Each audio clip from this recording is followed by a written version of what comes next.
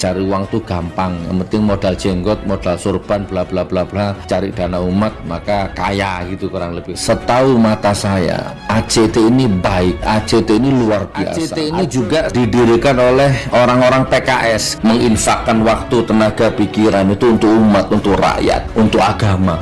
Pengurus-pengurus ACT ini hidup mewah, enak memang makan duit umat. Saya pengen seperti ACT tapi belum kesampaian. Enak memang makan duit umat. Saya pengen seperti ACT tapi belum kesampaian.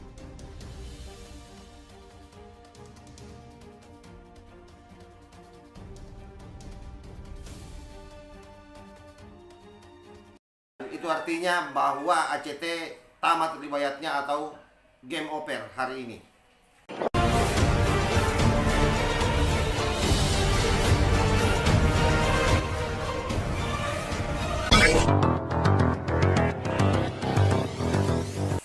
Assalamualaikum warahmatullahi wabarakatuh. Om Swastiastu, Namo Buddhaya, salam kebajikan. Sahabat-sahabat Tol Langit 9 yang saya hormati dimanapun juga berada, menarik apa yang disampaikan oleh Gus Yakub melalui akun pempeknya.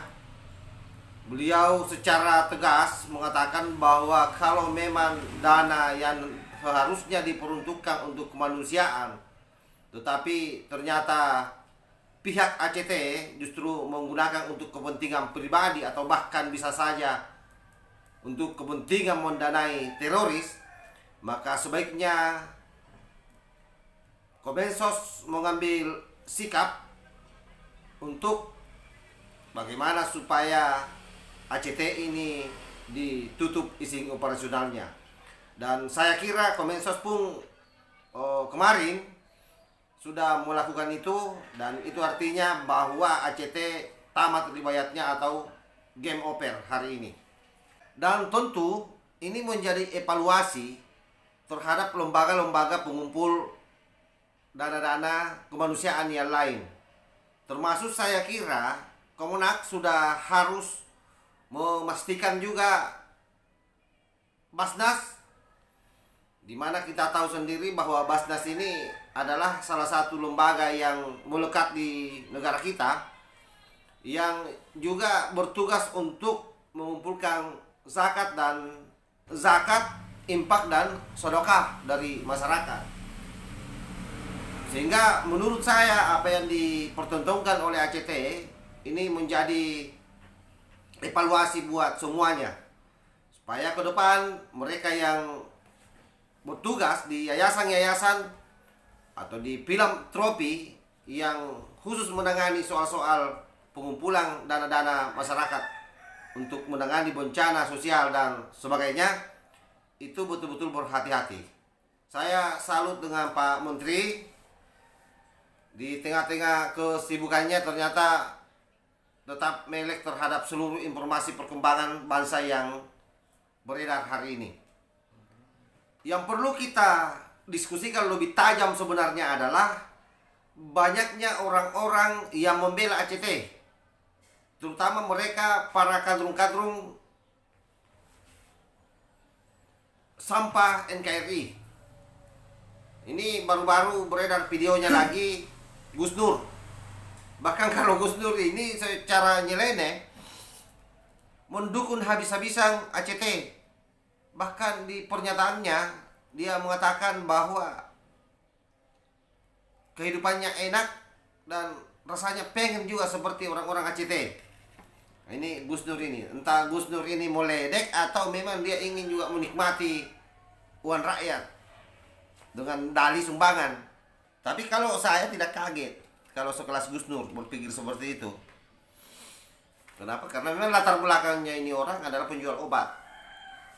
Bahkan bukan saja obat, termasuk penjual swab test kan. Memang di kepalanya ini uang, apa saja dikapitalisasi jadi uang.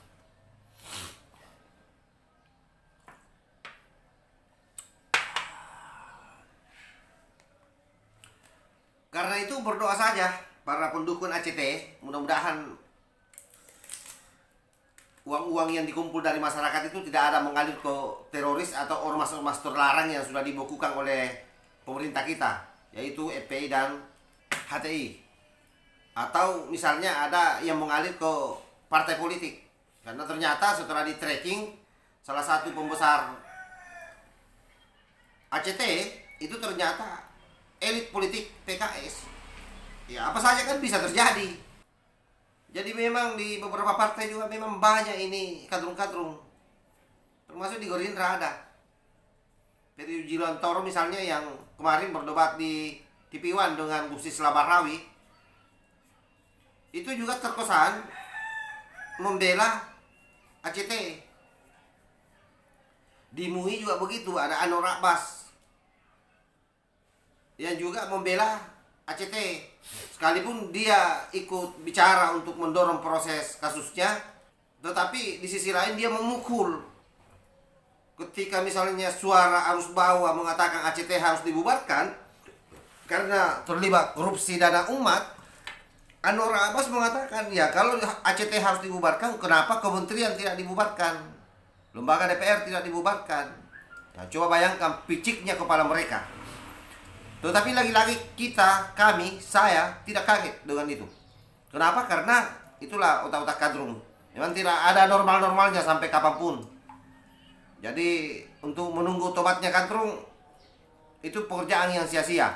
Yang kita lakukan ini adalah bagaimana khalayak banyak yang mayoritas tidak terjangkiti oleh virus kadrung.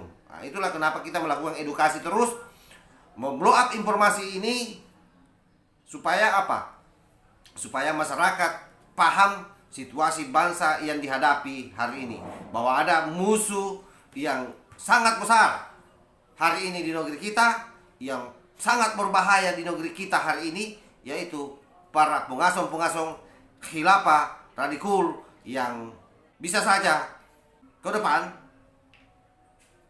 menjadi teroris. Karena embrio dari teroris itu adalah radikalisme. Wallahul muwaffiq ila aqwamit thariq. Wassalamualaikum warahmatullahi wabarakatuh. NKRI harga mati.